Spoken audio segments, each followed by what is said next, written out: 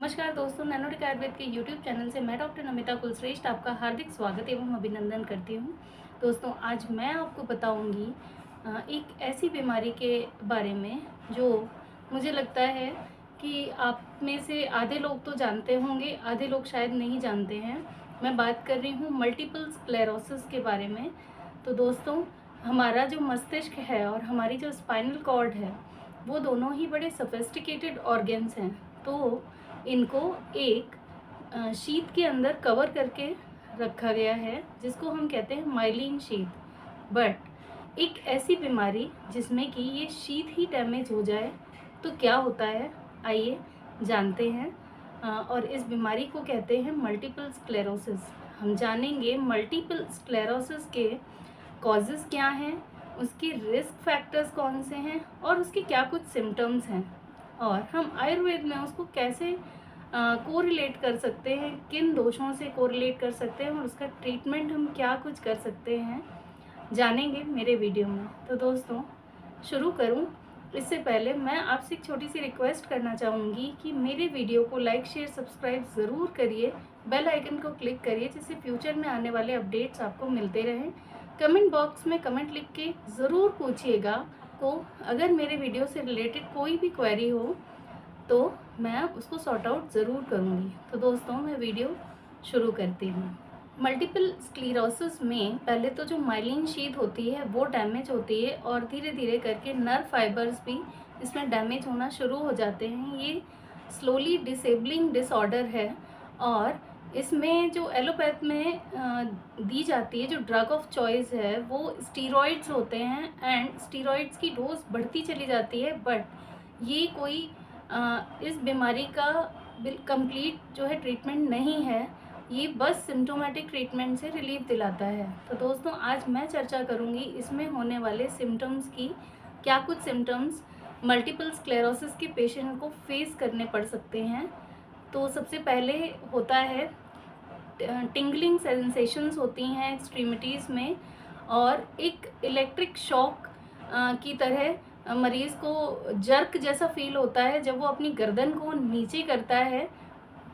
Numbness होती है, weakness होती है लिम्स में, या तो वो दोनों लिम्स में होगी, और अगर एक लिम्ब में होगी तो वो पूरे आधे हिस्से को कंप्लीट कवर कर लेती है। लैक ऑफ कोऑर्डिनेशन होता है और मरीज़ का जो वॉक करने का गेट है वो भी चेंज मिलता है।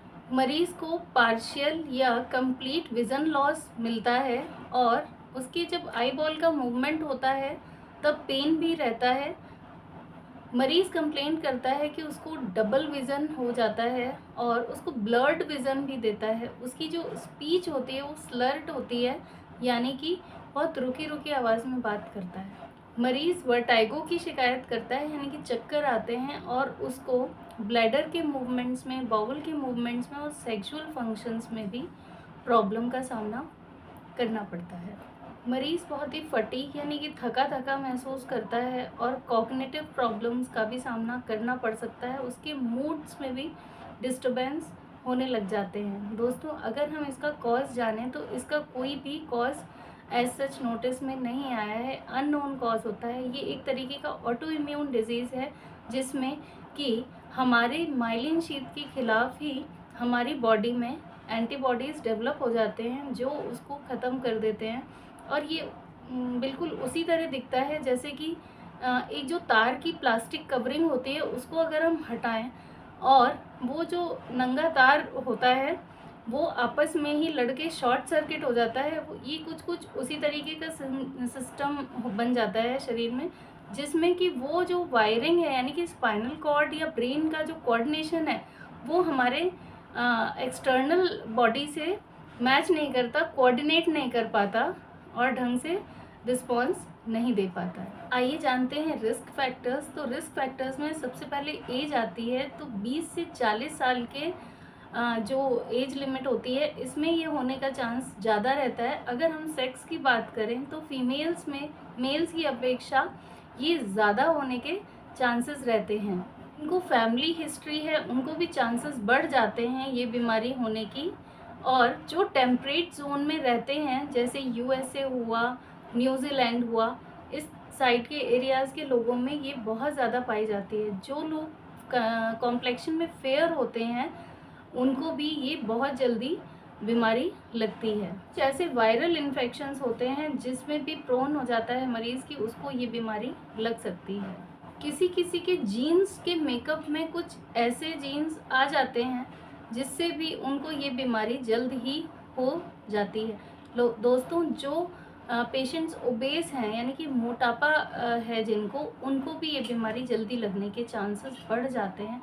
जो स्मोकिंग के शौकीन हैं उनको भी ये बीमारी लगने के चांसेस बढ़ जाते हैं। कुछ ऐसे ऑटोइम्यून डिसऑर्डर्स होते हैं उसमें भी ये बीमारी बढ़ जाती है। तो आइए दोस्तों, इस खतरनाक बीमारी को हम आयुर्वेद में कैसे कोरिलेट करें जानते हैं। दोस्तों, ये बीमारी बेसिकली वातज है, ठीक है, और इसमें एक तरीके का आवरण हो जाता है जिससे कि ब्रेन और स्पाइनल कॉर्ड हमारे ही ऑर्गन से कोऑर्डिनेट नहीं कर पाता है, तो इसलिए ये आमज है, यानी कि वात है और आम है। तो सबसे पहले हमें आम का आवरण हटाना है जिससे कि वात सही प्रकार से काम करे। आम का आवरण हटाने के लिए हमें लगभग 8 से 10 दिन उसका आम पाचन करना है। आम पाचन औषधियाँ देनी हैं उसको जिससे कि उसका आम पाचन हो, आवरण हटे, और उसके बाद हमें फर्दर स्टेप लेना है। अगर मरीज़ को बहुत ज़्यादा पेनफुल रहता है एक्सट्रीमिटीज़ में या बॉडी में, तो हम उसको रूक्ष चूर्ण पिंड स्वेद कर सकते हैं।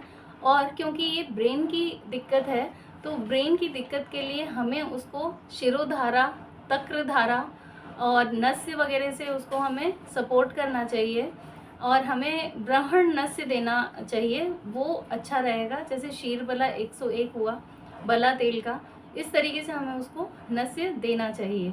हमें शिरोवस्ती भी करनी चाहिए जिससे मरीज़ को काफ़ी आराम आएगा। और शिरोवस्ती के लिए हमें ऐसे घृत का प्रयोग करना चाहिए जिससे कि उसको वात में शांति भी मिले और मेंटल टॉनिक हो, जैसे ब्राह्मी घृत, उससे हम शिरोवस्ती कर सकते हैं।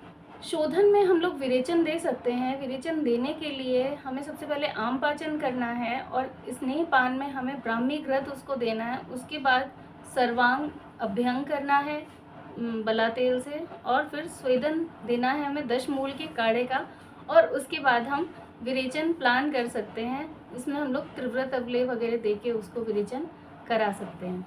हम मरीज़ की शार बस्ती भी प्लान कर सकते हैं जिससे कि आवरण हटेगा, वात भी शांत होगा, दोनों ही काम होंगे, और इसका बहुत ही अच्छा रिज़ल्ट है और मरीज़ को काफ़ी इम्प्रूवमेंट मिलता है। अगर ट्रीटमेंट के दौरान मरीज़ को कॉन्स्टिपेशन हो जाता है तो हमें उसको गंधर्व हस्तादि एरंड तेल से उसको दवा के तौर पे देना चाहिए, जिससे उसको कॉन्स्टिपेशन में काफ़ी आराम मिलेगा।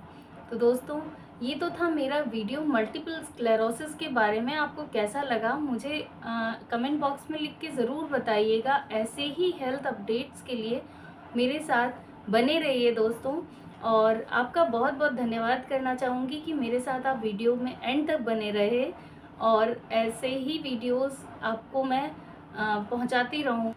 तो मैं अपना अमूल्य समय देने के लिए धन्यवाद। नमस्कार, मिलते हैं नेक्स्ट वीडियो में।